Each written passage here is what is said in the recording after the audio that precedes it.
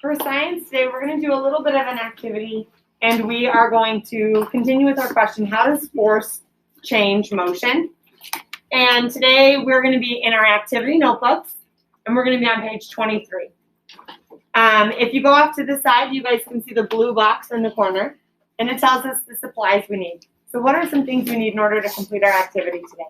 Apollo? 6 books. We need 6 books. Lexi, what else do we need? Masking tape. We need masking tape. Charlie? Toy car. A toy car, and we need, Zoe? Cardboard. We need cardboard, good. And Ray, last thing?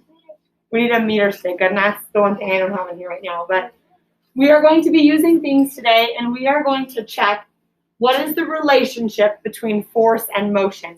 And we very briefly talked about what force was yesterday, but do you guys remember what force was? Cooper? Push or pull. Fabulous. Force is a push or a pull. So anything that involves a push or pull is an example of force. So we're going to look today and we're going to see what is that relationship between force and motion, or watching an object be in motion.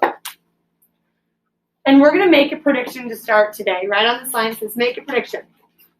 What will happen to an object you are pushing if you increase the force to make it move? So you're going to push an object today. What's going to happen if you increase the force? Remember, a force is a push or pull. So in this case, our force is a push.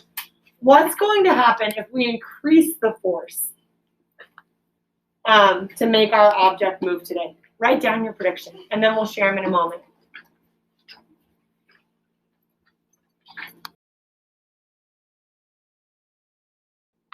What are some of your predictions? What will happen to an object if you are pushing, if you increase the force to make it move? Haley, what do you think will happen? I think it's going to be too soft.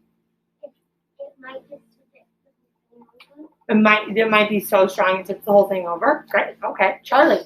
I think it'll go fast and then jump up. Like if you put something hard, it sometimes goes up. But you think it's going to go pretty fast first? Great predictions. Go really fast and maybe even jump up in the air. Brock? It will go farther if you increase it. Good. So he thinks it's going to go farther if we increase it. So we know our objects today, we're going to deal with the toy car. So thinks it's going to go farther. And Chloe, one last prediction today. I think it might go with a straight line or a curve. So even thinking about the different types of motion. So it might change its motion if we increase the force. Great. Third graders, we are going to set up an investigation and go ahead and carry it out. That is our job today as scientists, is we are going to carry out an investigation.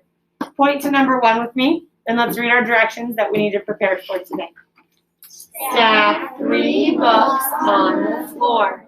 Lean a piece of cardboard along the top book to make a ramp. Take down the edge of the cardboard to the floor. 2. Place a toy car at the top of the ramp and release the car. 3. Record data. Measure and record the distance the car travels. And number 4, add 3 more books to the stack. When you increase the height of the ramp, you increase the force on the toy car. Repeat steps 2 and 3. So we're going to build our ramp, release our car. We're going to measure where it went. Then we're going to build up our ramp higher, release our car again, and measure it again. And we're going to see what happens in there. So a lot of you made that prediction that it's going to go farther. Does anybody need to change their prediction now that we've read the directions a little bit? Maybe a little bit, maybe not too much. Okay. We're going to go ahead and get this built up. Usually I would have you kind of do this in small groups and get it done, but today we're going to go ahead and do this all together and watch our results happen. Sound good? We kind of built that one. Perfect. Let's go ahead and get started on our activity.